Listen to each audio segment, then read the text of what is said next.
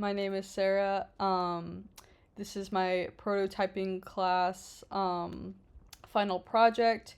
This project is focused on creating an accompanying app for our computer mouse that we made for our last project. Our last project was to design and construct a computer mouse that would satisfy the needs of a specific persona that we interviewed for and understood what they would need or require from a computer mouse. And so in my case, I designed this computer mouse. There's a physical manifestation of it, but this is the digital mock-up I had to include in the application.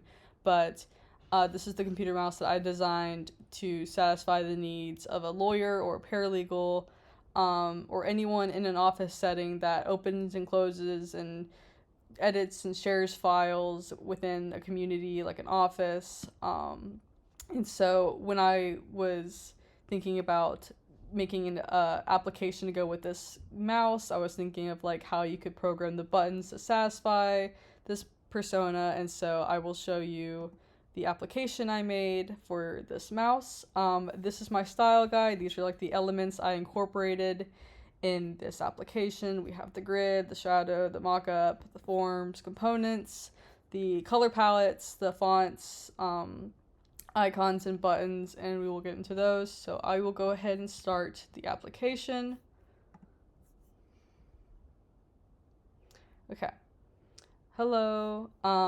This would be where you would sign in with your account, but we're going to assume that we don't have an account just yet, so we're going to go ahead and sign up. In which case it inputs our information, sends us the email. We now go to the home screen, welcomes us. There's the mock-up.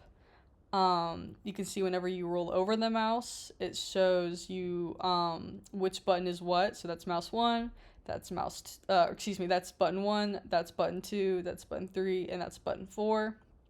But first, I think we're going to put on our Bluetooth. So switch it on. Cool. So now the mouse is connected.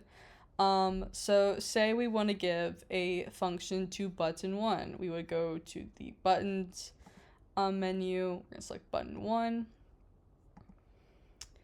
And then it's going to be illuminated to show you button 1 if that wasn't clear enough with the rollover. But then you would go to the drop down menu. So like I said, for this persona, this is a person that is always editing and sharing and just working on files. And I interviewed people in this profession, and I was like, what would be the most helpful thing to be a shortcut button? And they told me these functions right here. So open last active file, save current open file, undo edit, copy selected text/item. Those were some helpful shortcuts they would appreciate in their work. But we're gonna put button 1 to have open last active file. There it is. So it's the current function. It communicates to you what exactly that does whenever you click it, just in case that wasn't clear enough. So there it goes. So save and set button function. Also, there's an about your mouse tab. So just like with Apple products and other kind of hardware products, you can see the specifics about what exactly your device has, how you would charge it, some details about how many buttons there are, what color it is, and so yeah.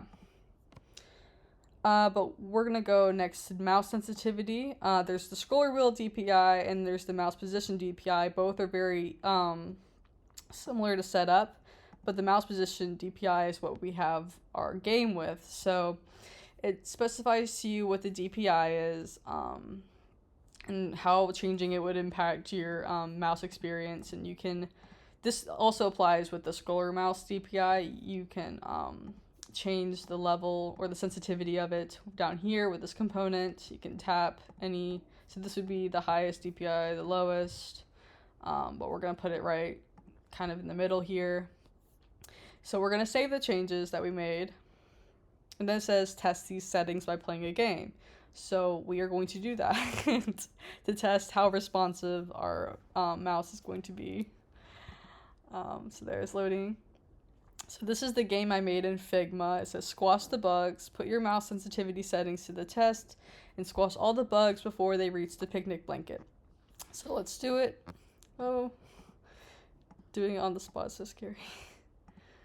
Okay, yay. You completed level 1. Let's put your mouse sensitivity settings to the test in the second and final level. Okay, so let's do it. So this one's the harder level. Oh goodness, okay. Yay. Okay. Yay, you squished all the bugs in time. You found the right sensitivity setting. So now you would save DPI settings and return home. And we're back home. So we've explored all the different ways in which you can customize your mouse. And that was it. Thank you so much.